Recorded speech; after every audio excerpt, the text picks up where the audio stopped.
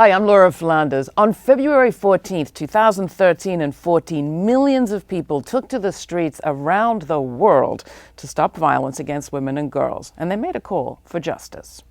In 2015, 1 Billion Rising, spearheaded by the anti-violence movement V-Day, is going one step further and demanding transformation. This year's action was called 1 Billion Rising Revolution. What's been learned? What's been achieved? The Risings have brought together some amazing women with a lot of stories to tell, and we have two of them right here today. Agnes Pareyio was named the United Nations in Kenya Person of the Year in 2005. She's the founder and director of 2 V-Day safe houses for girls in Kenya, established for young women and girls fleeing female genital mutilation and early marriage. She's also been a candidate for Kenyan Parliament. Also with us, Monique Wilson. She's an actress. She was a star for 3 years. She played the lead in the hit musical Miss Saigon in London. Now she's the Director of International Affairs of the Gabriela Party, a national alliance of grassroots women's groups in the Philippines, and she's also Director of the 1 Billion Rising campaign. Monique, Agnes, welcome to the program. Glad to have you.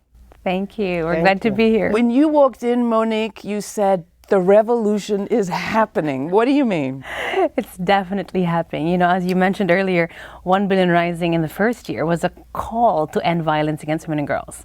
Because, you know, for 15, 20 years, we'd wanted to escalate our actions because, you know, many things have happened, but we know that the violence is still very much in place and impunity is still ongoing.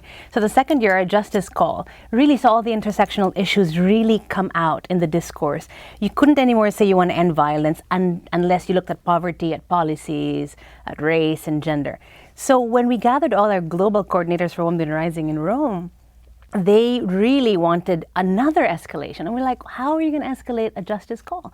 So it was really a natural course of action to say revolution, because when you say revolution, it's really a radical shift in consciousness and concrete change. So when you say it's happening, what are you seeing around the world? Well, we've got nearly 200 countries again signing up for 1 Billion Rising, putting on events, thousands and thousands of groups all around the world, and really coming up with radical, audacious, militant, artistic actions to bring the issue of violence against women again at the forefront and at the center. And also now the insistence, it's not just awareness raising anymore. And sometimes it's not even justice, because what we learned from last year is that there are so many social injustice issues that actually you can't find justice for those things in courts. So really what you need to change are systems, and not just systems, but mindsets also. So how do you change systems with a day rising? It isn't a day now. It definitely is no longer just a day. Feb 14 is a symbolic day, but as we saw this year, we have risings all the way, even from September of the year before, all the way to January.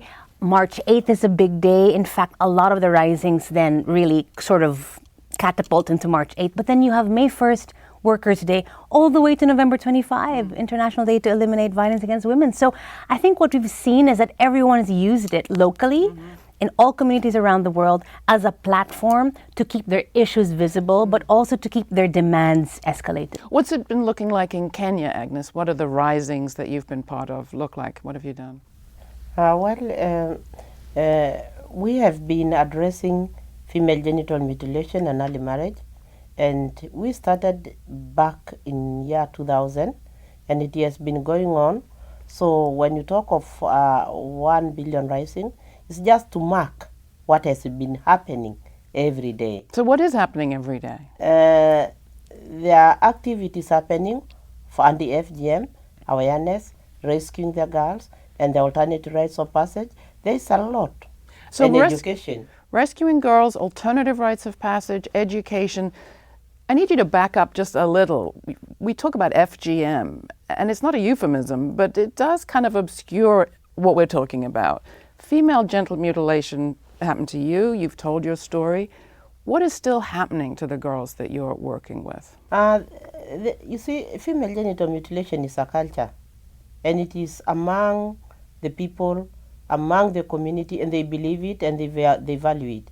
So what we have been doing is trying to raise awareness on what female genital mutilation is and the effects of female genital mutilation, and the need for girls not to go through female genital mutilation and rather have education and which we believe that education is power, and after they have known and learned what they want, they can be able to make informed decisions. How did you become an activist? You were 14 when you went through those. Yeah, when I went through FGM, I didn't want to go through it because I had friends in school who insisted that I should not go through it. So when I went back, there was a lot of pressure on me, and my father supported me, but my mother insisted that she should not be in one house with a woman who have not been cut, because she will not know what to call me, whether to call me a baby girl or to call me a woman. And she appreciated calling me a woman because I'll be accepted in the community and I can go through all the rituals that are there. How did your work, Agnes, intersect with Eve and Eve's V-Day campaign? We met with the Eve when I was in the field. I was trying to create awareness to a group of teachers. So she came to me, and I had a wooden model that showed all the parts of a vagina, and she was impressed with what I was doing. So you were walking around, and you were walking carrying this wooden model of a vagina. I had my wooden model with me because I thought I was talking to the people who have not gone to school, and the only way they could remember the messages that I was trying to pass to them is by them seeing. So my wooden model is still there, and it is a tool that I use. And when Eve came in and assisted us to drive our dreams, and by giving us tools and facilitating us to do our work better than we used to do. Like what? She asked you, what did you need? The first day she told me, Agnes, what do you want me to do?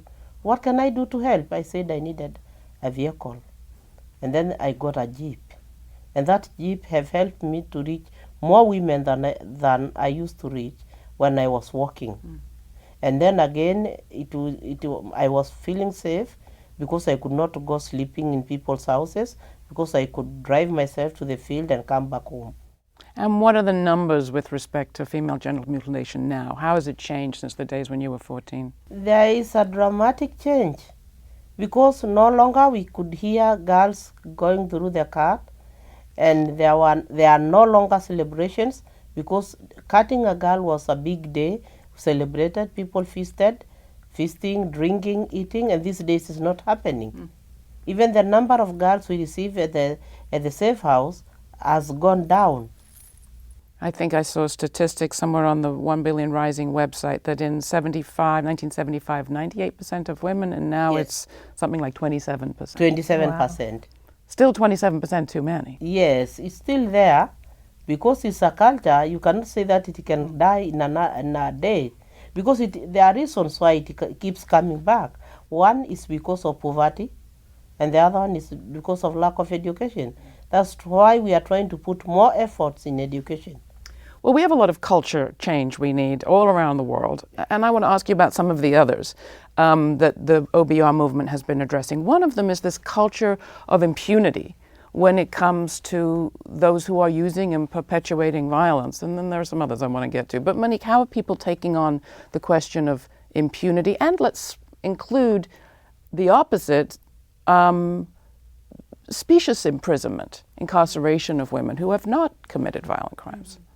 You know, I think what 1 Billion Rising helped do is to bring really massive discourse into what is causing and perpetuating the violence. Because what we've seen is that we have raised awareness, women are also empowered now to talk, but the impunity that's in place is most of the time state instigated by policies, instigated by our cultures. So I think when you look at someone like Agnes, she's really been revolutionary from the start, because you're really questioning such an entrenched belief that is, in the beginning unpopular to do in a community, and yet she's brave enough and visionary enough to know what that change could mean for the girls. And I think that was a long time ago, but now I think we've seen activists all over the world find that kind of bravery to tackle impunity, because it's not enough to actually just say we want to end violence without going into the what is causing it. And that is always the scarier part, because you have to call out your perpetrators.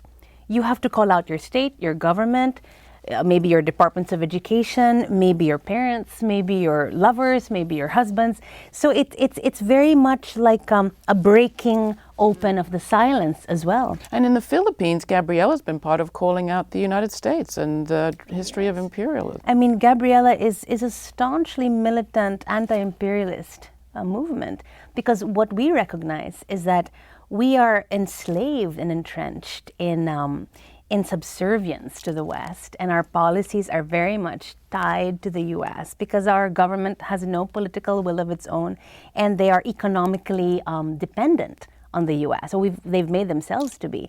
So which means that our sovereignty is removed from us. And when that happens, you are economically deprived of everything. So in the Philippines, for example, our revolution call has been to not just end impunity and end violence, but to end poverty.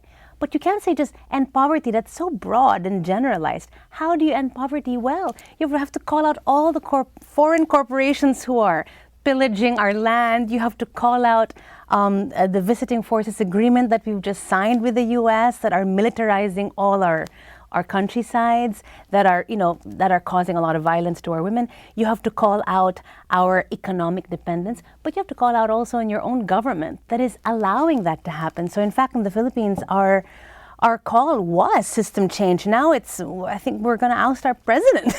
You just have to go all the way. I think, you know what I've learned with the revolution call? Because I kind of experienced this in other sectors. Well, you can call for revolution, but you have to toe the line. We're like, that is a contradiction.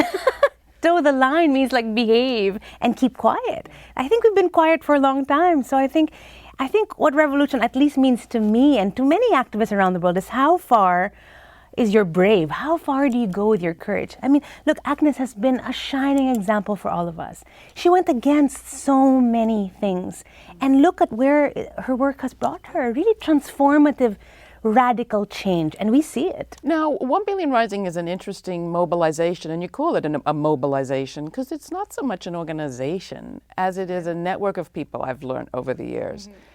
What difference does it make? I mean, in a situation like the Philippines, Gabriela's very strong, very active on the streets. What difference does it make to have you also be related to 1 Billion Rising? I'm thinking, we talked once about the protest that took place after it looked as if there was going to be no prosecution of a Marine who was accused of rape of a alleged sex worker. Woman, yeah. You know what 1 Billion Rising gives to us, and I'll just speak from the Philippine point of view. And we have a dynamic women's movement, a radical, militant, very proactive movement for 30 years now. Right. But something like 1 Billion Rising, again, just to make it clear, there's nothing of 1 Billion Rising that dictates to us. You cannot dictate to militant activists what to do and how to do it. We know what we want. We know what we need on the ground. But something like 1 Billion Rising gives us an energy.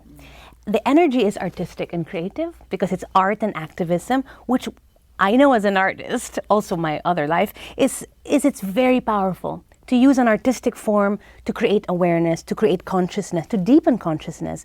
But other than that, it also ties you to a global solidarity movement, which is very, very important because then you don't feel like you're just in your struggle by yourself. You are in connection with amazing women all around the world, which you draw strength from, and also wisdom and experience. And also that even things like our local governments and media recognize that you are part of a big global movement, so they give you the attention. And that's what 1 Billion Rising has given us. It's given us energy. It's like a catalyst. You know, all of a sudden, it's creative protest. And that is very disarming to some of our perpetrators because they're used to us just protesting and shouting on the streets. But when you start dancing, it's really powerful because it's collective. And when you start being creative, all the women who are dancing are equally empowered. And it's international. Yes. People know at the local level that you have their back internationally. And also I think as a global director, it also gave me a perspective that our issues all of a sudden became visible to each other internationally, which is really, I think, an important, all of a sudden we got to know the issues of, let's say, Mali, Botswana, Myanmar, as our issues in the Philippines became known to other countries. And I think that openness is a way forward. If we had a media that worked, we wouldn't need you to tell stories one-to-one, but we need you. So Agnes, for those of us who don't know the issues that you're facing, frankly, the entire continent of Africa is poorly covered in our country. If you were to lift up maybe 2 examples of the sorts of struggles people should know about that you're fighting, what would they be? One thing, the 1 billion rising, to go back to it, have really helped us connect with the world. Because we used to work as small grassroots women movements that are down there and nobody cares about them. But once we are connected with the world, our governments will also start implementing the existing laws that they have signed and are always shelved in their cupboards and nobody implements them. But once we are out and speaking out with strength and they see us on TVs, they see that we have connection, they also start coming to us telling us, Agnes, what are you doing? Can we work together? Then the children's office is also there. So we connect all that movement of the arms of the government that are not working to start working. Because for a long time, women have been quiet. Nobody talks about what's happening. They think it is a culture to be the way they are. They think they are supposed to be where they are. But after we have talked and said no to FGM, no to violence, no to early marriages, women are now coming out and speaking on their own. I want to thank you both for coming in. Agnes, Monique, keep up your great work. And we will put links to V-Day and 1 Billion Rising at our website. Thanks. You see, these people come with guns to defend, to keep us down from this. Registering to vote. This vote really must be about something. And I said, if I die, I die for something. The possibility of violence made it necessary to train civil rights workers. 14-year-old June Johnson convinced her mother that she would be well looked after on a training she went to in South Carolina. On June 9th of 1963, myself, Fannie Lou Hamer, Anel Ponder, Uvesta Simpson, several other SNCC workers was returning from Charleston, South Carolina after attending a nonviolent workshop. Normally the bus would come to the back entrance of this building. This particular bus stopped in the front of this facility. We got off the bus. This was a counter, lunch counter here. This area over here was there were tables and chairs, police officers and state troopers all over the place. There was a white waitress that came to the counter and she didn't wait on us. She asked us why were we here. We told her we'd like to be served. The police officers and the highway patrolman came to the counter and said to us, "Niggas, get out of here. You are not allowed on this side." I got off the bus and asked them what had happened. They said the chief of police and a highway patrol had made them leave out. Do we want to go back into this place and be served and risk becoming arrested? Or do we want to get on the bus and go on to Greenwood? We all concluded that, it was going to happen eventually. So let's go back inside of the place.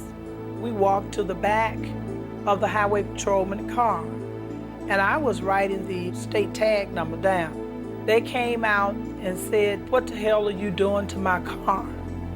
And why are you taking the tag numbers down?" And they placed us under arrest. The one from the car that they was in screamed and said, "Get that one there." And it was the police then told me that I was under arrest. So as I stepped to go into the cell, the highway patrolman knocked me on the floor and just started beating me with a blackjack in their feet. I could hear one of the officers say, "That's enough. Take her back there and bring the next one out." They put me in the cell where a nail was, but they took her out and took her into the same area and beat her. I could hear screaming. I could hear the sounds of licks, but I couldn't actually see the beatings. And then not too long after then, I saw Miss Anel Ponder pass my cell. She was beat up very bad. And then 3 white men led me into another cell. And in that cell, they had 2 Negro prisoners. And then they made me lay down on my face. They forced them to beat me. I was taken by Stokely Carmichael over to see Fannie Lou Hamer. She had been beat in the Winona jail until she was hard. And she says, "You can't have that kind of hate in you. because I was very angry. She said, it will destroy you. So we're going to have to find a way to love them. We're going to register to vote. We're going to love them enough to get them out of these offices. And we're going to send them home. And she went on and had us laughing, how we were just going to love them because they're sick. And we need to get rid of them. And when she got through talking, you just wanted to go out and do something. You didn't want to go hurt white folks, which is a absolutely incredible phenomena when you realize how much she had been abused and how much pain she had endured. That was not her mission. That was not her mission. Her mission was to love yourself enough, is to take this chance so that we can get this freedom that God has prepared for us, and that these young people, and she always talked about the young people, that these young people are here to help us acquire. Well, I started feeling like I could do anything.